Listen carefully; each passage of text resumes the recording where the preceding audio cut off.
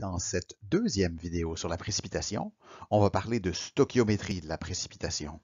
Parce que ce qu'on veut finalement, c'est prédire les quantités qui vont précipiter ou les quantités de réactifs nécessaires pour que ça précipite complètement. En fait, on fait face à un dilemme quand on doit traiter la stoichiométrie d'une réaction de précipitation. Est-ce qu'on doit la traiter comme une réaction complète ou comme une réaction réversible, notre précipitation? Complète parce que, comme on l'a vu, souvent, on considère qu'une précipitation, c'est entre deux réactifs, et puis que c'est ça qui produit le précipité. Puis d'habitude, on présente ça avec une flèche de réaction complète parce que, à toute fin pratique, il y a un des réactifs qui va être complètement consommé. Mais d'autre part, on a vu que en fait, quand il y a une précipitation, c'est parce qu'il y a la réversibilité de la dissolution. Et donc, on a un équilibre quelque part. À la fin de la précipitation, on devrait atteindre un équilibre. Et la flèche ici m'indique sans embâche qu'il s'agit effectivement d'une réaction réversible. Alors, qu'est-ce qu'on fait? Eh bien, vous savez quoi? J'ai envie de vous demander, qu'est-ce que vous avez envie de faire? D'un côté, si on considère ça comme une réaction complète, vous avez le réactif limitant à prendre en compte. Et puis après ça, c'est réglé. Une fois qu'on sait qui est le réactif limitant, c'est assez facile de déterminer les quantités finales. De l'autre côté, si vous considérez la réaction réversible, ben, je n'ai pas tellement de réactif limitant. Puis là, il faut se poser la question, c'est quoi le X que je mets? Est-ce que je mettrais moins X ici?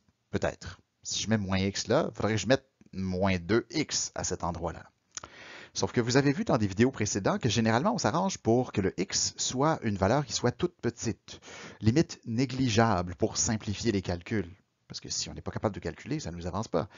Et là, quand j'ai quelque chose comme ça qui est en trop grande quantité puis d'un sel peu soluble, ben en fait, je sais qu'à la fin, la quantité de mon ion peu soluble, d'un de mes ions peu solubles, va être très petite. Donc, est-ce que c'est cette quantité-ci qui serait minime? Ou est-ce que ça serait pas l'autre? Comment je fais pour savoir c'est lequel des deux ions qui en restera presque plus à la fin? Et là, ça pourrait être très compliqué. Okay? Vous pourriez être capable de résoudre ce problème-là. En fait, des fois, il faut le résoudre, ce problème-là. Mais j'insiste sur des fois. Dans la majorité des cas, on peut considérer qu'une précipitation, c'est une réaction complète à toute fin pratique.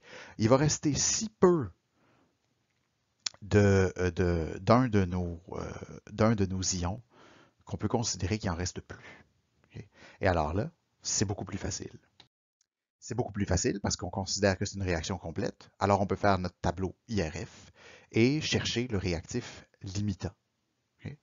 Alors on reprend la même situation qu'on avait tantôt avec 0,1 mol par litre de nitrate de barium et 0,25 mol par litre de fluorure de sodium. Et on se pose la question, lequel des deux est mon réactif limitant? Question qu'on peut se poser. Alors, on va regarder les équivalences stoichiométriques. Tout ça en sachant que c'est le BAF2 qui est mon produit qui va précipiter, qui est mon produit d'intérêt, pour lequel probablement je veux savoir c'est quoi la quantité que je vais avoir à la fin. Donc, on regarde les équivalences stoichiométriques.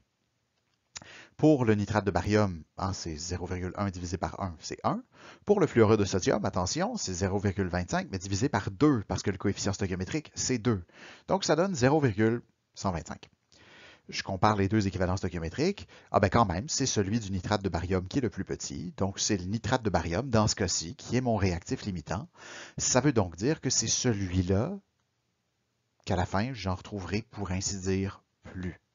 Okay? Donc, je retrouve 0. Si je retrouve plus de ce réactif-là, ben, ça veut dire qu'il est à toute fin pratique complètement consommé. Donc, je soustrais une quantité égale à ce qu'on avait initialement.